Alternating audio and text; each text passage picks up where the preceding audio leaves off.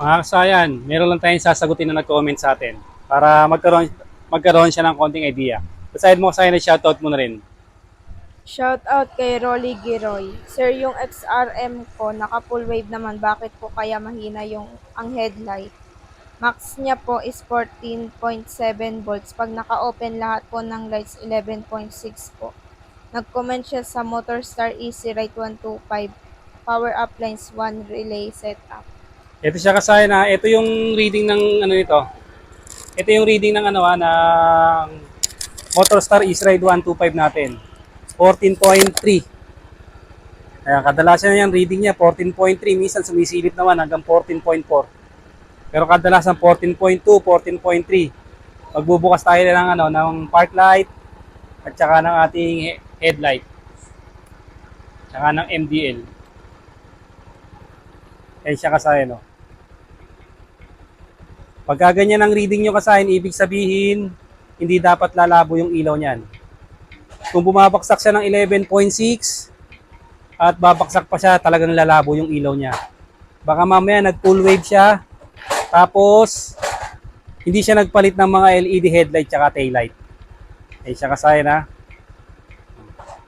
Kailangan magpalit tayo ng LED headlight tsaka LED taillight. Pag nag-rev, pag tumakbo, akit na kagad siya, walang kalobat-lobat.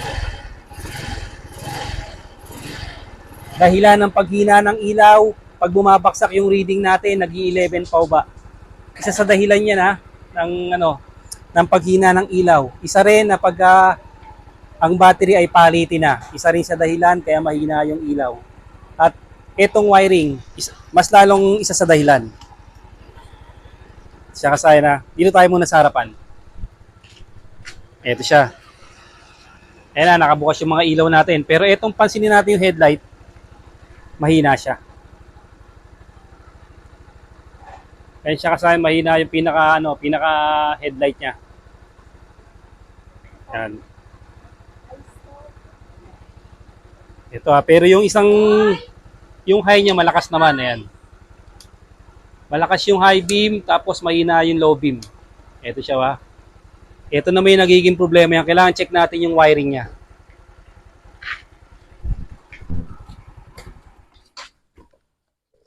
Pahay lang natin ating test light.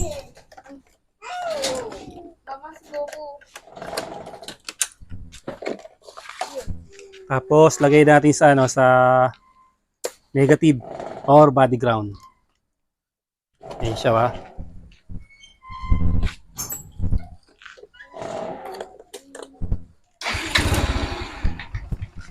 Ito, check natin yung wiring.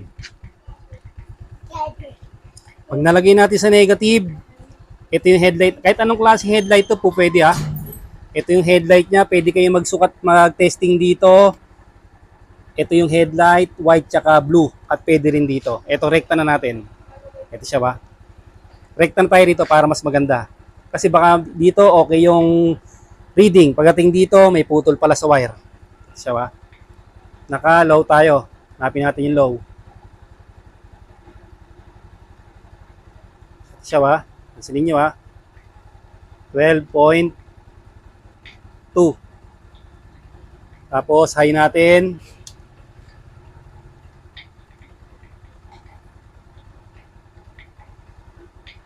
12.5. Low natin 12 volts. 12.1. Revolution mo. 12.8. 12.9. Yan siya ba? Kabila. High beam, revolution. 13.3. Low beam, revolution. 13.2. Okay. Isa pa. Para makita nyo, kailangan pareha sila. 13.3, 13.4. Paglipat natin sa kabila. Ayan. Okay. Revolution. 13.2 ha. Yan, 13.1. Okay pa rin to kasayan. Ibig sabihin, okay yung supply nito ha. Check naman natin yung negative. Pag negative ang i-check natin, ilalagay natin dito. Sa positive. Tapos, hanapin natin yung negative. Ito siya ba? Negative ay ang body ground natin ha. Ito. Ito siya oh, pwede rito. Negative 13.7. Negative dito sa wire. Ayan, 13.7. Ibig sabihin, okay ang negative. Kaya lumalabo yung ilaw natin. Ito pinagmumula ng isa. Pansinin nyo ha. Pagka yung pinakasakit niya ay hindi masyadong madiin sa sakit. Kahit anong sakit to ha, may iba-ibang sakit lang. Halimbawa, yan. Hindi siya masyadong madiin. Mawawala yung ilaw natin. Magwawala-wala yung ilaw natin. Yan. Pansinin niyo yung ilaw natin pagka hindi siya pagka hindi nakatapat dito. Kasi yan yung low beam, high beam. Pag okay yung battery, pag okay yung battery, okay rin yung wire harness, ito yung che-checkin nyo. Okay yung charging, yung pinaka yung pinaka socket valve na ang titingnan nyo. Kahit anong motor to. Ito, kamukha ng socket nito, XRM125FI. Kamukha ng headlight.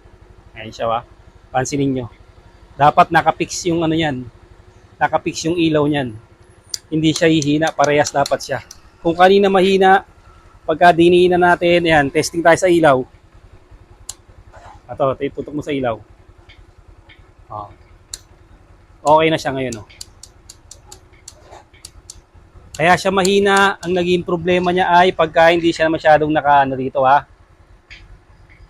Hindi lumapat yung pinaka nito. Yung pinaka positive ng ilaw, ayun naman siya. Makikita nyo naman siya. Wala siyang ilaw pagka hindi siya nakadikit o hindi siya masyadong nakatapat. O kung may sunog yun dito, kailangan pang linisin. Katulad yan, di ba? Medyo maitim na, nililiha-liha lang yan para mag-contact siya ng maganda. Ito to. Yung ganito natin. Konting liha rito para mag-contact agad siya para malinaw yung ilaw natin. Kasi kung di ka naman lobat kung nag-11 ka, last bababa pa, may posibilidad talaga na bumaba yung humina yung ilaw mo lalo na kung hindi ka pa kung hindi ka pa nagpalit ng LED. Ayan, kasi kailangan ganyan ang ilaw niyan Pareha siyang ayan, wala. Ayan Pansinin niyo, mahina na siya ngayon. Mahina na Ibig sabihin, kaya siya mahina ang contact. Pag malakas yung contact niya, malakas siya Pag mahina yung ilaw, mahina yung contact niya yan Yan siya kasi yan ang ilaw niya magiging mahina. Check nyo lang yung check mo lang yung socket. Kasi pag chinek mo tong tatlong wire na to at umokay, automatic yan. Sa may sa may pinakasakit yan. Pwede mong katulad nito. Yan, pwedeng alihahin yan. Pag niliha yan, hindi na yan magloloko kasi okay na yung contact niya. Kailangan ganito kasi ilaw maliwanag siya na ganyan High and low, parehas maliwanag. Low yung white, high yung yellow. Ganun lang gawin mo kasayan I-test mo lang yung dalawang positive ng ilaw at saka yung negative.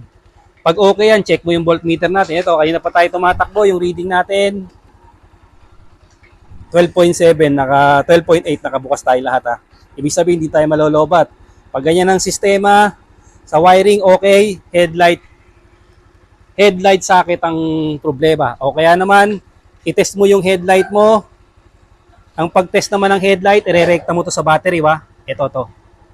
Itong pinaka-ground na to, ito irerekta mo sa battery.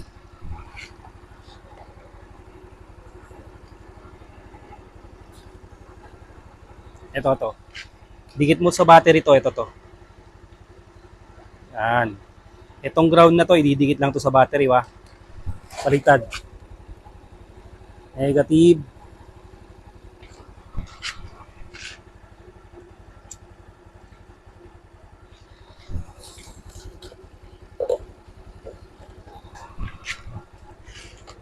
Body ground.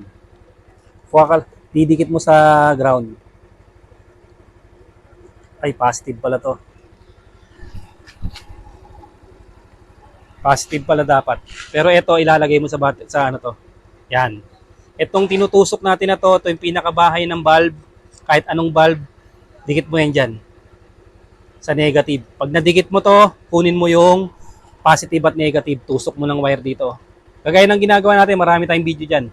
Tinutusok natin to ng rekta para malaman natin kung ang ilaw ang may problema o yung bulb niya.